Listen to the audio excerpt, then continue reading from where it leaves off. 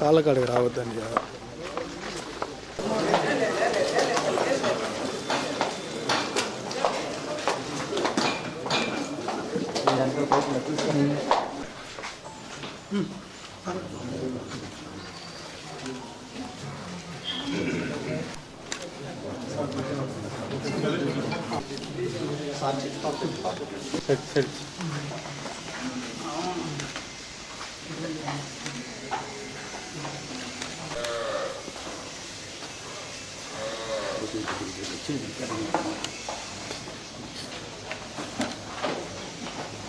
Sir ఇటు పైనుంచి పెట్టండి సార్.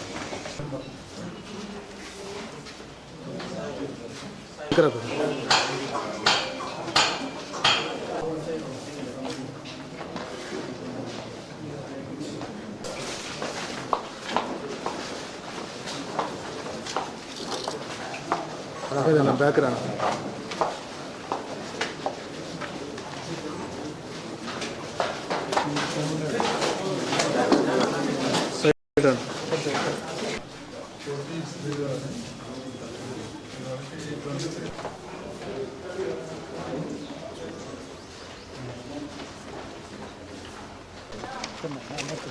చెప్పాలి.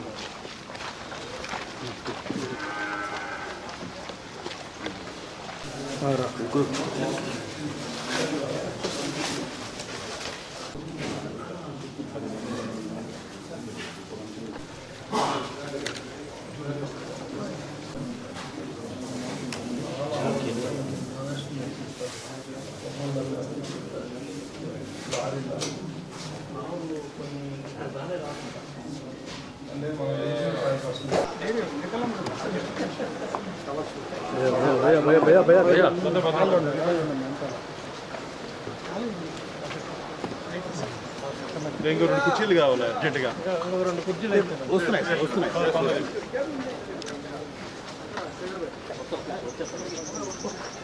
భయ్యా భయ్యా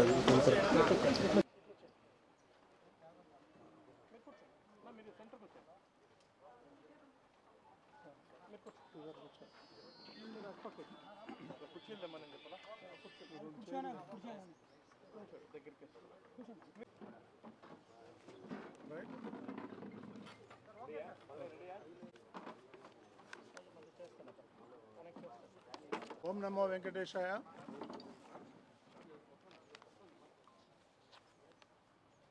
గత వారం రోజుల నుంచి మీ అందరికీ తెలిసిందే, రకరకాలుగా ఎలక్ట్రానిక్ మీడియా అయితే ఉంది, ప్రింట్ మీడియా అయితే ఉంది, సోషల్ మీడియా అయితే ఉంది. వీళ్ళన్నింటిలోనూ కూడా కొంతమంది పని కట్టుకొని గ్లోబల్ ప్రచారం చేస్తున్నారు, ఇది ఎక్కడేదో జరిగిపోయిందని. ఈరోజు ఇక్కడ రావడానికి ముఖ్యమైన కారణం ఏంటంటే, ఈ నా పక్కన ఉన్నటువంటి కోటి శ్రీధర్, ఈయన ఆల్ ఇండియా గో సంరక్షణ ప్రధాన కార్యదర్శి. వీరు గతంలో కూడా 23-24 సంవత్సరంలో ఆయన ఇక్కడ ఒక కమిటీ మెంబర్గా పనిచేశాడు. నేను ఈరోజు ఉదయం ఆయనతో మాట్లాడితే ఈ గో సంరక్షణ గురించి తెలిసింది మాకు 5-10%. ఆయన కొన్ని నిజాలు చెప్తా ఉంటే మాకే ఆశ్చర్యానికి గురి చేస్తుంది, ఇన్ని అవకతవకలు జరిగాయా అని. వాళ్ళు గోవులకి గడ్డి పెట్టలేదు కదా 5 ఏళ్లలో, వీళ్ళు తినేసారు ఆ గడ్డిని. ఇక్కడ ఉన్నటువంటి ఎవరైతే డొనేషన్ ఇస్తారో ఆ ఆవులందరినీ పోయి ఒంగోలు అమ్ముకున్నారు. ఇది ఏమని అడిగితే వీళ్ళని కూడా లోపల రానియట్లేదు. ఎంత విడ్డూరంగా ఉందంటే, ఇప్పుడు ఈరోజు వచ్చేసి ఏదో దెయ్యాలు వేదాలు వల్లేసి వీళ్ళు ఇట్ట చేస్తున్నారు అట్ట చేస్తున్నారు అనేది ఈ గ్లోబల్ ప్రచారం చేస్తున్నారు. ఓకే, చేసుకొని భగవంతుడు ఉన్నాడు, ఎవరు తప్పు చేస్తే వాళ్ళకి శిక్ష డెఫినెట్గా అనుభవించాలి, అందులో ఏమాత్రం డౌట్ లేదు. కాకపోతే మేము కూడా మాకు కూడా బెదిరింపులు వస్తున్నాయి, మేము ఆ పిల్లు వేస్తాం, ఈ పిల్లు వేస్తాం, అది వేస్తాం, ఇదే. ఎవరికైనా రైట్ ఉంది, ఎక్కడికైనా ఏ కోర్టుకైనా పోవచ్చు, మేమేం కాదనలేము, మేమేం ఆపలేము. మేము వద్దని కూడా చెప్పలేము. గతంలో కొంతమంది పెద్ద మనుషులు పింక్ డైమండ్ మీద వేశారు సుప్రీంకోర్టులో, మరి అదేమైందో తెలియదు. మళ్ళీ ఇప్పుడు గోవుల మీద వేస్తారండి. నేను రిక్వెస్ట్ చేసేది ఆ పెద్ద మనిషిని ఒకటే, ఓకే మీరు వేయండి, గత 5 ఏళ్లలో టీటీడీ నిధులు ఎట్లా స్వాహా చేశారో ఆ పాయింట్ కూడా ఇంక్లూడ్ చేసి బిల్లు వేయండి, మేము సహకరిస్తాం.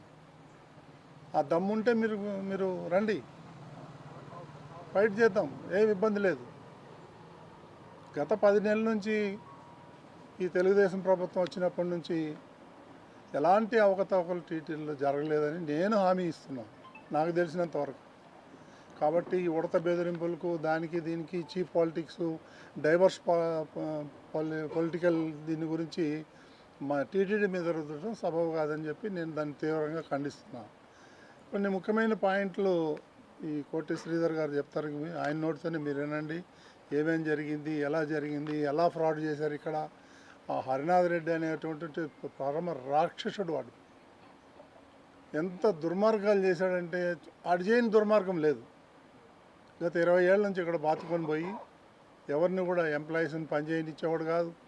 డాక్టర్లు వస్తే పొగబెట్టి పంపించేసేవాడు.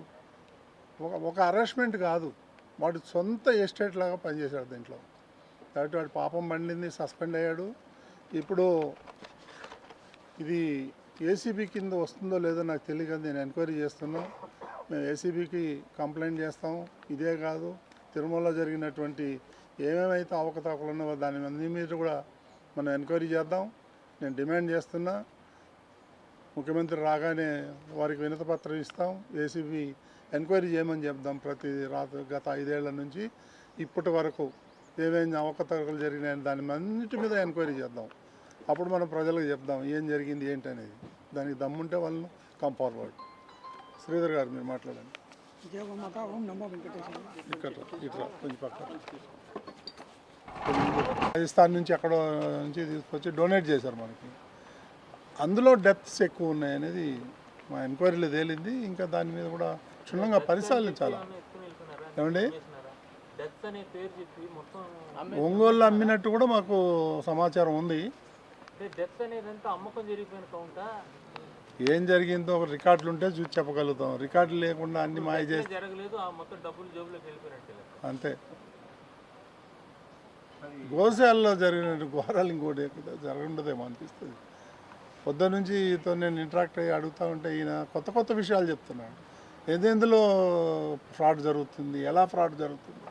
సార్ గోశాలకు వచ్చి కొత్తగా ఎవరైనా ఇస్తుంటే కనుక దానికి ఒక స్క్రీనింగ్, ఈ బుక్ రిజిస్టర్ చేస్తారు, ట్యాగ్ ఇస్తారు. ఇప్పుడు అదే మేము కూడా గతంలో 2 గోశాల సిడిఓ ఉంటారు, మేనేజర్ ఉంటారు, ఉంటుంది రికార్డులు ఉంటాయి, అన్ని ఆన్ రికార్డు ఉంటాయి, చనిపోయింది ఉంటాయి, పాత డైరెక్టర్ ఉన్నాయి రికార్డు. ఏ డిసీజ్ వచ్చింది ఇప్పుడు అవన్నీ ఆన్లైన్లో పెడతాం. ఇప్పుడు ఇవన్నీ కూడా ఇప్పుడు ఇష్యూ వచ్చింది కాబట్టి ఆన్లైన్లో పెట్టి మేము కూడా 3-4 కమిటీ చేస్తాం. ఇందులో ఉన్న అనుభవం ఉన్న వాళ్ళని కమిటీ చేసి వాళ్ళకి కొన్ని బాధ్యతలు అప్పచెప్తాం. ఫుడ్ క్వాలిటీ ఎట్లా ఉంది, ఎలా చేస్తున్నారు, వెటర్నరీ డాక్టర్స్ వస్తున్నారా లేదా, వాళ్ళు ఏమేమి మందులు ఇస్తున్నారు, వీళ్ళకి అవగాహన ఉంది. సో వాళ్ళని వేస్తే మనం ఏంటంటే కొంతవరకు ప్రాబ్లం సార్ట్ అవుట్ అవుతుంది. దాని గురించి ఆ ఆలోచనలోనే మేము వచ్చాము. ఈరోజు హైదరాబాద్ నుంచి నేను ఆయన పిలిపించాను, వాళ్ళ టీం అంతా కూడా వచ్చారు. జరిగిన పైన కానీ వైవి సుబ్బారెడ్డి గారు హరినాథ్ రెడ్డి మందలించారు బోర్డు మీటింగ్లో అని చెప్పి ఒక చర్చ అయితే నడుస్తుంది. ఇంత జరగతా అన్నా కానీ హరినాథ్ రెడ్డి పైన టీటీడీ యాక్షన్ ఎందుకు తీసుకోవాలనుకుంటారు? టీటీడీ యాక్షన్ తీసుకునే లిమిటేషన్ అండి. మేమేం చేయాలంటే గవర్నమెంట్కి రాయాలా, లేదా కన్సర్న్ డిపార్ట్మెంట్కి కంప్లైంట్ చేయాలా, అదే ప్రాసెస్. అది నాకు వాళ్ళని ఎంక్వైరీ చేసే రైట్ నాకు లేదు కదా. పెడతాం, డెఫినెట్గా పెడతాం. మీకు అది అందులో ఏం డౌట్ ఏం లేదు. మేము కేసులు పెడుతున్నామని చెప్పాం కదా. ఇప్పుడే 1-2 కేసులు బుక్ అయినాయి, రిజిస్టర్ అయినాయి, అవుతాయి ఇంకా కూడా. ఎవరి మీద అంటే వాళ్ళు ఎవరు తప్పు చేస్తే వాళ్ళు పోతారు, వదిలే ప్రసక్తే లేదు. వాళ్ళు చేసి తప్పు మా మీద బుర్ర చల్లుతారు ఏంటండి, నాకు అర్థం కాదు. చాలా మందికి అవగాహన లేని వాళ్ళు మాట్లాడుతారు ఆవుల విషయం, అది తప్పది. ఎవరికైతే అవగాహన వాళ్ళు వాళ్ళే మాట్లాడదు, పొలిటికల్గా దేవద్ది ఇది. ఇప్పటికీ ఆవులు ఎక్కడ ఎస్వి గోశాలు ఇక్కడ ఎన్ని ఉన్నాయి, మన పలంనేరులో ఎన్ని ఉన్నాయి, తిరుమలలో ఎన్ని ఉన్నాయి ఒక ఇప్పుడున్న క్లారిటీ ఉన్నాయండి, క్లారిటీ ఉంది, రికార్డు ఉంది. గతంలో ఏం జరిగినది రికార్డు లేదు, కానీ ఇప్పటి నుంచి అయితే రికార్డు ఉంది. అది కూడా ఆన్లైన్లో పెట్టేస్తాము, పబ్లిక్ డొమైన్లోకి వెళ్ళిపోతాయి ఇవన్నీ. ఓకే అండి. Thank you. మీడియా మిత్రులందరికీ నమస్కారాలు. మొన్ననే మా చైర్మన్ గారితో మేము మాట్లాడుకోవడం జరిగింది. ఉద్దేశపూర్వకంగా గోశాలపై అవాస్తవ ఆరోపణలు చేస్తున్నారు. ఇది మనం వాళ్ళు మాట్లాడతారు, మళ్ళీ మనం మాట్లాడతాం, మళ్ళీ రేపు ఆయన మాట్లాడతాడు. ఆయన కోరుకుంటున్నారు రోజు మీడియాలో కనపడాలి, రోజు టీవీల్లో కనపడాలి, ఏదో ఒక అవాస్తవాలు తీసుకురావాలని చెప్పి ఒక దురుద్దేశంతో వారు ఒక సీక్రెట్ అజెండాని టీటీడీలోంటి ధార్మిక సంస్థపైన తీసుకొని వచ్చారు. కాబట్టి మేము మొన్ననే చైర్మన్ గారితో మాట్లాడినాం. కేసు ఇట్లా మరిగా టీటీడీ ధర్మకర్తల మండలి సభ్యుడిగా కేసు పెడతానంటే బాను పూర్తిగా టీటీడీలో జరుగుతున్న అవినీతి అక్రమాల మీద రాబో రోజుల్లో మనం ఈ బోర్డు మీటింగ్లో మనం చర్చించబోతున్నాం. మీరు ఆ కేసుని ముందుకు తీసుకోండి అని చెప్పారు.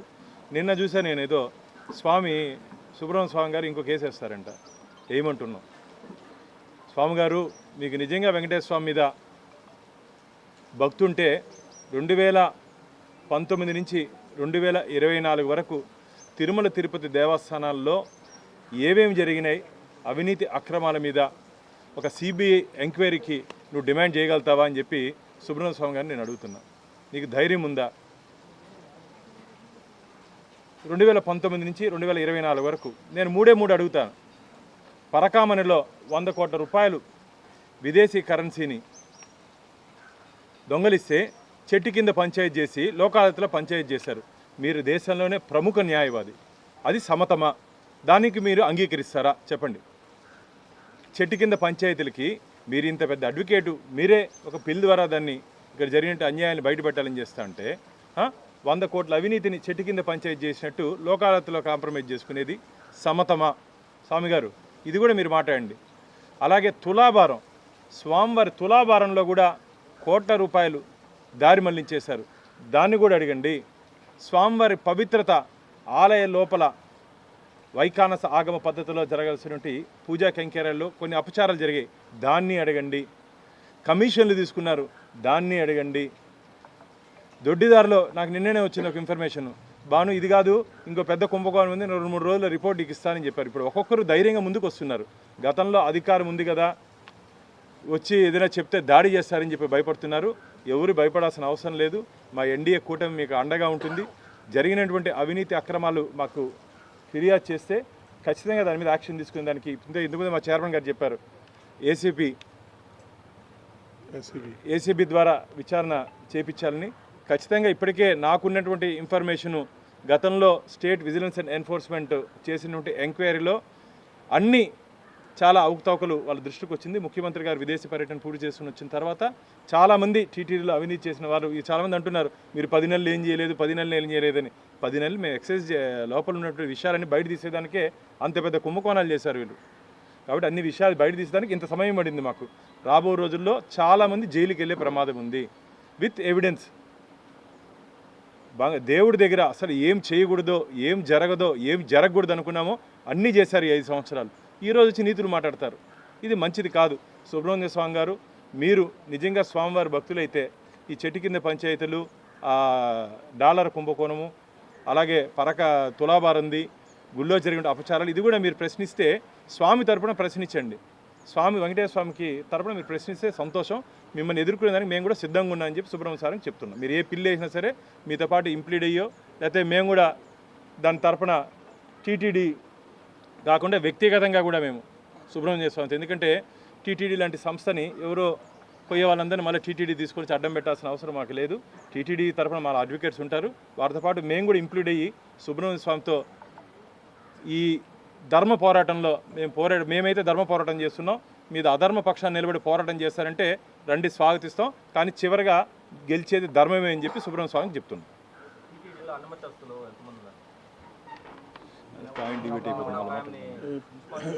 అది లెక్క ఇంకా తేలలేదు.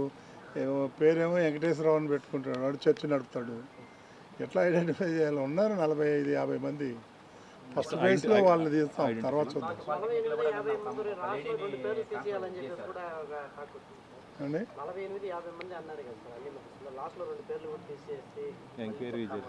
చేద్దాం, ప్రాసెస్ స్టార్ట్ చేసామండి. నిన్ననే మీరు ఇవాళ కూడా మీడియాలో చూసారో లేదో, ఆ పాలిటెక్నిక్ ప్రిన్సిపాల్ అంటే అన్ని కూడా గవర్నమెంట్ పంపించకుండా తిరిగి మళ్ళీ టీటీడీ అది నాన్ ఫోకల్. అదే శ్రీవాణి ట్రస్ట్ కూడా మీరు చేస్తామని చెప్పారు. దాన్ని ఇంకా టికెట్ పెంచుకుంటూ పోతా ఉన్నారు.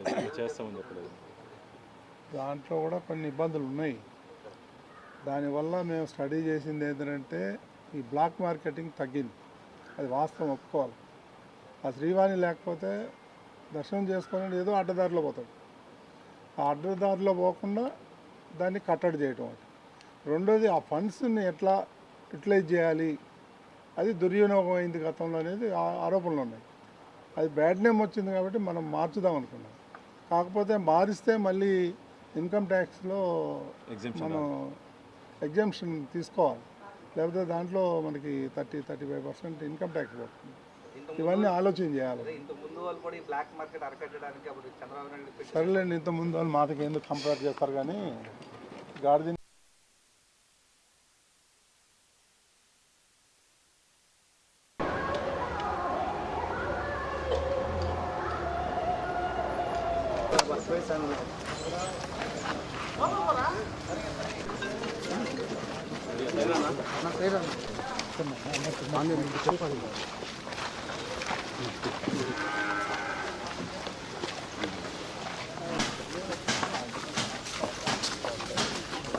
కాళ్ళకాడికి రావద్దండి.